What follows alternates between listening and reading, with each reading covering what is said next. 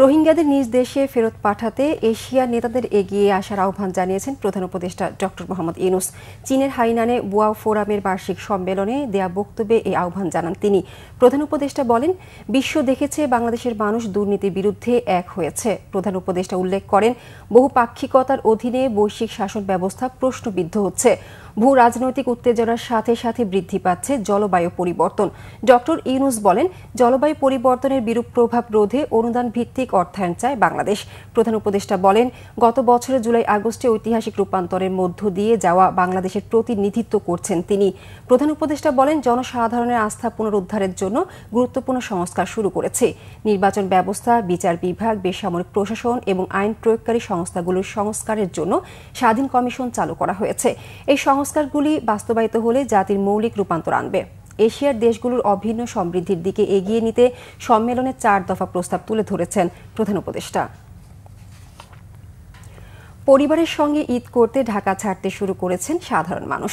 রাজধানী স্টেশনগুলোতে বেড়েছে বাড়ি ফেরা মানুষের ভিড়। নিজ গন্তব্যের বাস ধরতে আগে ভাগে কাউন্টারে হাজির যাত্রীরা। রাজধানী কল্যাণপুর ও গাবতলীর বাস কাউন্টারগুলোতে ভিড় রয়েছে অপেক্ষমান যাত্রীদের। টিকেটের ভোগান্তি খুব বেশি না থাকলেও গাড়ি ছাড়ার সময় নিয়ে বিপাকে পড়েছেন অনেক যাত্রী। যারা আগাম টিকিট সংগ্রহ করেননি, বিপাকে পড়েছেন তারাই। বাস কাউন্টার সংশ্লিষ্টরা বলছেন, নির্দিষ্ট সময়ে গাড়ি ছাড়ার চেষ্টা করছেন তারা। এদিকে বাস স্টেশনগুলোতে নিরাপত্তা নিশ্চিতে টহল রয়েছে র্যাব, পুলিশ ও আইনশৃঙ্খলা বাহিনীর। যাত্রী সেবা ও নিরাপত্তা নিশ্চিতে বসানো হয়েছে সিসি ক্যামেরাও। মহান স্বাধীনতা দিবস উপলক্ষে প্রধান উপদেষ্টা ডক্টর মোহাম্মদ ইউনূস ও বাংলাদেশের জনগণকে শুভেচ্ছা জানিয়েছেন মার্কিন প্রেসিডেন্ট ডোনাল্ড ট্রাম্প। এক শুভেচ্ছা বার্তা যুক্তরাষ্ট্রের প্রেসিডেন্ট ডোনাল্ড ট্রাম্প প্রধান উপদেষ্টাকে বলেছেন, আমেরিকার জনগণের পক্ষ থেকে বাংলাদেশের জনগণকে স্বাধীনতা দিবসের শুভেচ্ছা জানাচ্ছি। ট্রাম্প বলেছেন, পরিবর্তিত এই সময়ে বাংলাদেশের জনগণের জন্য গণতন্ত্র, অর্থনৈতিক অগ্রগতি এবং নিরাপত্তা বৃদ্ধির সক্ষমতা তৈরির সুযোগ এনে দিয়েছে। আগামী বছরগুলোতে যুক্তরাষ্ট্র বাংলাদেশের সঙ্গে অংশীদারিত্ব অব্যাহত রাখতে উন্মুখ বলেও চিঠিতে ট্রাম্প উল্লেখ করেন। একই সাথে দ্বিপাক্ষিক অর্থনৈতিক উন্নয়নের পাশাপাশি সম্পর্ক জোরদারে একসাথে কাজ করার অঙ্গীকার করেছেন মার্কিন প্রেসিডেন্ট। ঈদযাত্রায় ঢাকা সিলেট মহাসড়কের নরসিংদী অংশে যানজটের শঙ্কায় যাত্রী ও পরিবহন চালকরা। মহাসড়কের 6 লেনে নির্মাণ কাজ চলমান থাকার পাশাপাশি ভাঙাচোরা সড়ক ও 3 হুইলারের অনিয়ন্ত্রিত চলাচল এর শঙ্কা বাড়িয়েছে।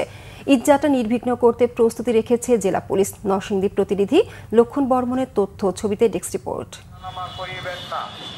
ঈদযাত্রায় দেশের অন্যান্য মহাসড়কের তুলনায় ঢাকা সিলেট মহাসড়কের নরসিংদী অংশে ভোগান্তির তুলনামূলক কম হলেও এবারের চিত্র ভিন্ন।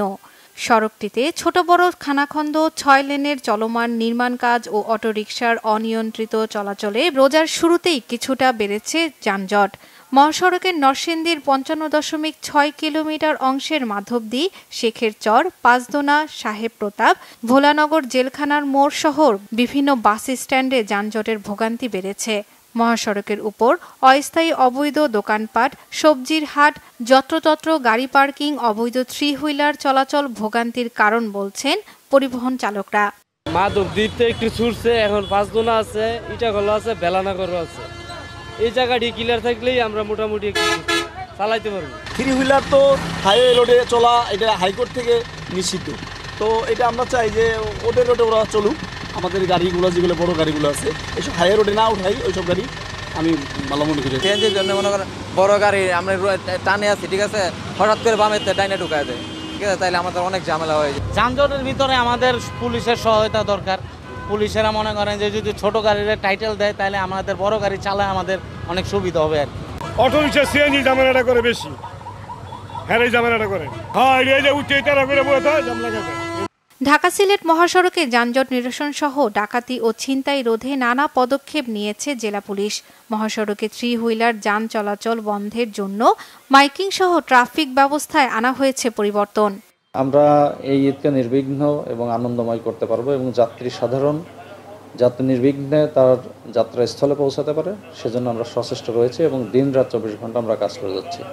শুধু তাই না, রোডে যাতে কোনো ছিনতাই, ডাকাতি, চাঁদাবাজি এগুলো না হয়, সেক্ষেত্রেও কিন্তু আমরা রাউন্ড দ্য ক্লক আমরা টহলের ব্যবস্থা করেছি।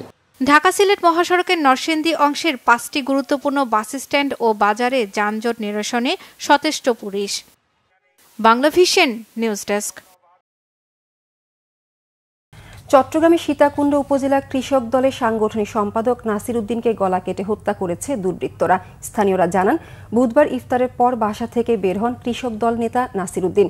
রাতে উপজেলার শুকলালহাট এলাকার ছড়ারকুলে তার ডেইরি ফার্মের সামনে রক্তাক্ত অবস্থায় স্থানীয়রা তাকে পড়ে থাকতে দেখে পুলিশকে খবর দেয়। পরে পুলিশ গিয়ে তার মরদেহ উদ্ধার করে। তবে কে বা কারা কি কারণে এই হত্যাকাণ্ড ঘটিয়েছে তা তাৎক্ষণিকভাবে জানাতে পারেনি পুলিশ। গাড়ি ও গাড়ির যন্ত্রাংশ আমদানির ওপর 25% শুল্ক আরোপের ঘোষণা দিয়েছেন মার্কিন প্রেসিডেন্ট ডোনাল্ড ট্রাম্প। এতে সরাসরি আঘাত উল্লেখ করে পাল্টা ব্যবস্থার হুঁশিয়ারি দিয়েছেন কানাডার প্রধানমন্ত্রী মার্ক কার্নি। যুক্তরাষ্ট্রের ওয়াশিংটনে ওভাল অফিসে ট্রাম্প জানিয়েছেন, বিদেশ থেকে আমদানি করা গাড়ি ও এর যন্ত্রাংশের উপর বাড়তি এই শুল্ক আরোপ করা হবে। যদিও আমদানি করা বিদেশি গাড়ি যুক্তরাষ্ট্রে উৎপাদন করা হলে কোনো শুল্ক দিতে হবে না বলেও আশ্বস্ত করেছেন তিনি।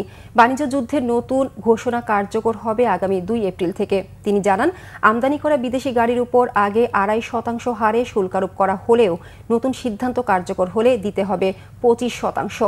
ব্যবসার উপর ভর করে বিদেশিরা যুক্তরাষ্ট্র থেকে চাকরি, অর্থ সম্পদ সহ অনেক কিছু নিয়ে যাচ্ছে উল্লেখ করে এসব ঠেকাতে বিভিন্ন দেশের বিরুদ্ধে বাণিজ্যিক প্রতিবন্ধকতা তৈরির আভাস দিয়েছেন ট্রাম্প। নতুন এই ঘোষণাকে কানাডার অটোমোবাইল খাতের উপর আঘাত উল্লেখ করে যুক্তরাষ্ট্রকে শায়েস্তা করতে পাল্টা শুল্ক আরোপ করে 15,500 কোটি কানাডিয়ান ডলার আদায়ের পরিকল্পনা তৈরি আছে বলে হুঁশিয়ার করেছেন কানাডার প্রধানমন্ত্রী কার্নি। বলেছে, এমন পরিস্থিতি ঐক্যবদ্ধভাবে মোকাবেলা করবে কানাডার জনগণ। ট্রাম্পের এই ঘোষণা কার্যকর হলে উত্তর আমেরিকার অটোমোবাইল খাত, বিশেষ করে কানাডা ও মেক্সিকোর উপর বড় ধরনের প্রভাব পড়বে।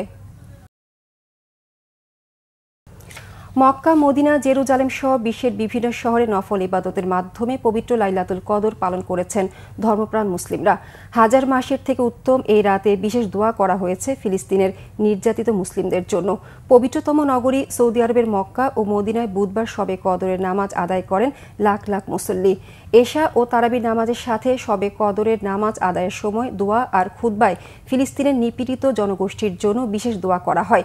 ইসরায়েলের বর্বর হামলায় হত্যার শিকার 50,000-এর বেশি ফিলিস্তিনির রুহের মাগফিরাতের জন্য দোয়া শামিল হন ওমরা, হজে যাওয়া বিভিন্ন দেশের লাখ লাখ নারী পুরুষ। ফিলিস্তিনিদের জন্য বিশেষ দোয়া হয়েছে পবিত্র নগরী জেরুজালেমের ঐতিহাসিক মসজিদ আল আকসায়।